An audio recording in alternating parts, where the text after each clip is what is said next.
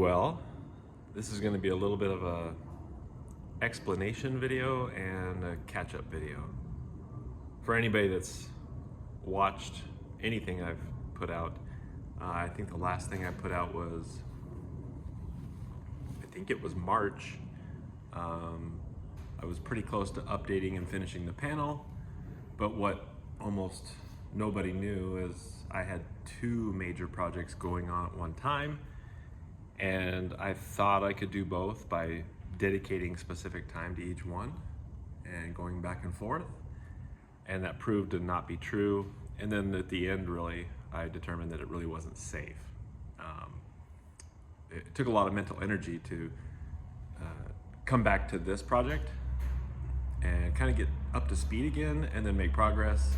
And then that time was over and I'd have to go back on this other project. The other project was I recently purchased a home that I remodeled to a degree. So I spent time over there. And like I said, I had the time. I thought I could manage both, but again, I decided it wasn't safe. So that's that. So that's why I haven't posted anything since March. I really stopped working on the plane. I think the last time I was out here doing anything with the plane was probably May. Early May, I would guess. It was getting pretty warm, but I was still working in the evenings or in the morning. And really, I'd probably seen the plane maybe in 4 times since last week. I'd come down here for a tool or two. I came down to visit. Definitely missed the project and don't want it to sit and languish. And it's not going to. It just had to take this time. Okay, that's the explanation part. And now here comes the update part. So with that, this last week was kind of busy with me shifting gears, finding out where I was, what I needed to go forward.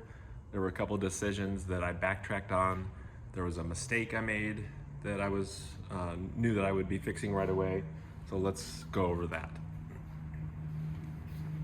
I'm gonna go over all the parts and stuff that I purchased for the things I just said. So in the other videos, I had used switches and Bosch relays to activate the main bus and the avionics master. I guess I should use the word master in both cases. The master switch and the avionics master were both being controlled by a Bosch relay. I thought that was the best choice to control large amounts of power. But when I realized that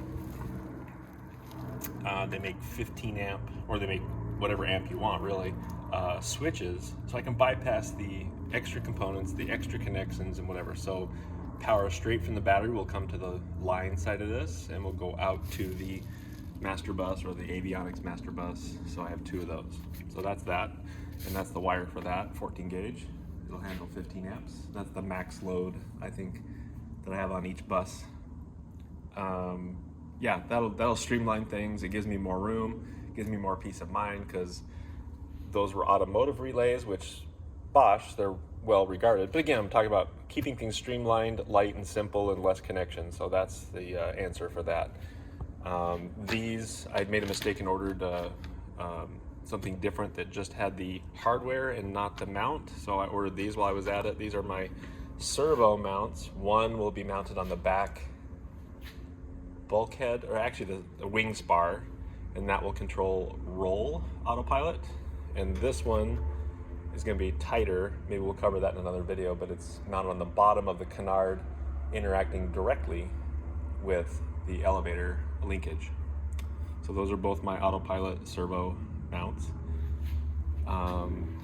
This is the wire for that, the 5 conductor that's going to go back to that bulkhead and also to the canard. The canard's a short run, but anyway, that'll cover it both. This part was really hard to get for a while. It's part of it's actually one of the main things for the new ADS-B out to be compliant, and this is the antenna for it. So I've been waiting on that. I've had that for quite a while. I just haven't mounted it, so we're gonna be doing that. And then the mistake I made was when I bought my radio, I didn't realize the harness they sent me was for a single place, like just for a 1-seat plane, a sailplane, whatever you want to call it. There were some things going on there that I tried to turn it into a 2 place, and that did not work out well. That the radio doesn't like that. So there's the new harness for that. That was an expensive mistake. Had I caught it earlier when they shipped it to me, they probably would have made it right for me. I could have swapped out that harness, but in any case, I installed it. I made a mistake, so there's the correction. Magnetic compass. So that's necessary, obviously. So I didn't have that. I was relying specific. I knew I was going to do something. I just didn't know what. So that's the simple magnetic compass. That'll go in the panel as well. So that's a lot to take on, as well as these are the last few wires for the GRT, the engine analyzer. So there's a few more sensors that have to be hooked up. This is kind of a few leftover things. Tachometer from my electronic ignition, some grounds, some stay alive for the Dynon. And I put the cowling on. I won't talk about that right now, why, but anyway. There's a couple things to do there as far as the cylinder head temperature probes. Those have to be wired up, but that's pretty simple. It's straightforward. It's really a plug and play type thing. So there you have it. That is the best I can do in 6.5 minutes to explain and update.